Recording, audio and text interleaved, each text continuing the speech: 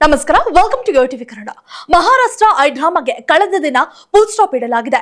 CM ಕುರ್ಚಿಗಾಗಿ ಭಾರಿ ಕಸರತ್ತುಗಳು ನಡೆದಿದ್ದವು.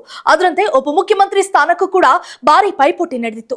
ಇದಕ್ಕೆಲ್ಲ ಈಗ ಅಂತ್ಯ ಹಾಡಲಾಗಿದೆ. ಮಹಾರಾಷ್ಟ್ರ ವಿಧಾನಸಭೆ ನಡೆದು ಫಲಿತಾಂಶ ಪ್ರಕಟವಾಗಿ 2 ವಾರಗಳೇ ಕಳೆದಿವೆ. ಆದರೆ ಇದುವರೆಗೂ ಬಿಕ್ಕಟ್ಟಾದ ಸ್ಥಾನಗಳ ಹಂಚಿಕೆ ವಿಚಾರ ಈಗ ಫೈನಲ್ ಆಗಿ ತೀರ್ಮಾನ ಮಾಡಲಾಗಿದೆ.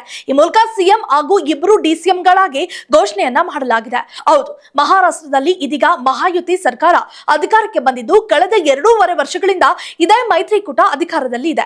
ಆದ್ರೆ ಈ ಬಾರಿ ಅಧಿಕಾರ ಹಂಚಿಕೆಯಲ್ಲಿ ಹಲವು ಬದಲಾವಣೆಗಳು ಆಗಿವೆ.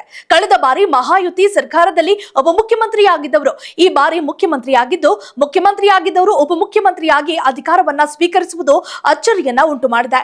ಮಹಾರಾಷ್ಟ್ರದಲ್ಲಿ ಏಕನಾಥ್ ಶಿಂದೆ ಬಣದ ಶಿವಸೇನೆ ಅವರು ಕಳೆದ ಬಾರಿ ಮುಖ್ಯಮಂತ್ರಿಯಾಗಿದ್ರು. ಅವರು ಇದೀಗ ಉಪಮುಖ್ಯಮಂತ್ರಿಯಾಗಿ ಪ್ರಮಾಣ ವಚನವನ್ನ ಸ್ವೀಕರಿಸಿದ್ದಾರೆ. ಅದರಂತೆ ಇನ್ನು ಬಿಜೆಪಿ ನಾಯಕ ದೇವೇಂದ್ರ ಫಡ್ನವಿಸ್ ಅವರು ಉಪಮುಖ್ಯಮಂತ್ರಿಯಾಗಿದ್ರು. ಅವರು ಇದೀಗ ಮುಖ್ಯಮಂತ್ರಿಯಾಗಿ ಪ್ರಮಾಣ ವಚನವನ್ನ ಸ್ವೀಕರಿಸುತ್ತಿದ್ದಾರೆ. ಆದರೆ ಅಜಿತ್ ಪವಾರ್ ಅವರು ಮಾತ್ರ ತಮ್ಮ ಸ್ಥಾನವನ್ನ ಉಳಿಸಿಕೊಂಡಿದ್ದಾರೆ.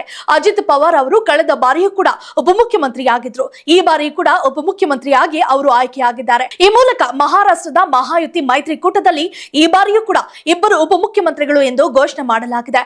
ಮಹಾರಾಷ್ಟ್ರದಲ್ಲಿ ಈ ಬಾರಿ ಮಹಾಯುತಿ ಮೈತ್ರಿಕೂಟವು ಅಧಿಕಾರಕ್ಕೆ ಮಾಡಿದ ಕಸರತ್ತುಗಳು ಲೆಕ್ಕವಿಲ್ಲದಷ್ಟು. ಚುನಾವಣೆ ಬಳಿಕ ಅಮೋಘ ಗೆಲುವು ದಾಖಲಿಸಿದ ಮಹಾಯುತಿ ನಂತರ ಖಾತೆ ಹಂಚಿಕೆ ವಿಚಾರದಲ್ಲಿ ಗೊಂದಲಕ್ಕೆ ಒಳಗಾಗಿತ್ತು. ಈ ಪ್ರಕ್ರಿಯೆ ಇಷ್ಟೊಂದು ಸುದೀರ್ಘ ಸಮಯ ತೆಗೆದುಕೊಳ್ಳುವುದಕ್ಕೆ ಏಕನಾಥ್ ಶಿಂದೆ ಅವರೇ ಪ್ರಮುಖ ಕಾರಣ ಎನ್ನಲಾಗಿತ್ತು. ಬಿಜೆಪಿ ನಿರ್ಧಾರದಲ್ಲಿ ಯಾವುದೇ ಹಸ್ತಕ್ಷೇಪ ಮಾಡುವುದಿಲ್ಲ ಎಂದು ಹೇಳುತ್ತಿದ್ದ ಏಕನಾಥ್ ಶಿಂದೆ ಅವರು ನಡುವೆ ಟ್ವಿಸ್ಟ್ ಗಳನ್ನ ಕೊಡ್ತಿದ್ರು. ಅಲ್ಲದೆ ಪ್ರಮಾಣ ವಚನ ಸ್ವೀಕಾರಕ್ಕೆ 2-3 ದಿನ ಬಾಕಿ ಉಳಿದಿರುವಾಗ ಏಕನಾಥ್ ಶಿಂದೆ ಅವರು ಮಹಾರಾಷ್ಟ್ರದ ಜನ ನನ್ನನ್ನ ಮತ್ತೆ ಸಿಎಂ ಕುರ್ಚಿಯಲ್ಲಿ ನೋಡಲು ಬಯಸುತ್ತಿದ್ದಾರೆ, ನಾನು ಕಾಮನ್ ಮ್ಯಾನ್ ಆಗಿ ಸೇವೆ ಸಲ್ಲಿಸಿದ್ದೆ ಎಂದು ಸ್ಫೋಟಕವಾಗಿ ಹೇಳಿಕೆಯನ್ನ ಕೊಟ್ಟಿದ್ರು. ಜೊತೆಗೆ ಶಿವಸೇನಾ ಅಂದ್ರೆ ಏಕನಾಥ್ ಶಿಂದೆ ಬಣಕ್ಕೆ ಪ್ರಮುಖ ಸಚಿವ ಸ್ಥಾನಗಳನ್ನ ಕೊಡಬೇಕು ಎಂದು ಅವರು ಡಿಮಾಂಡ್ ಸಹ ಮಾಡಿದ್ರು.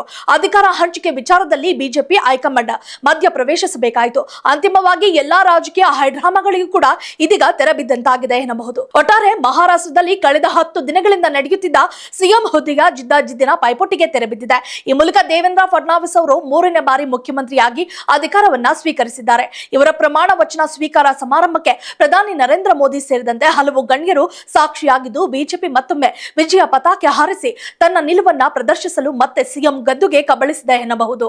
If you like this video ಬೇಗ ಲೈಕ್ ಮಾಡಿ, ಕಾಮೆಂಟ್ ಮಾಡಿ, ಶೇರ್ ಮಾಡಿ ಹಾಗೂ ಯೋಯೋ ಟಿವಿ ಕನ್ನಡವನ್ನು ಸಬ್ಸ್ಕ್ರೈಬ್ ಮಾಡಿ.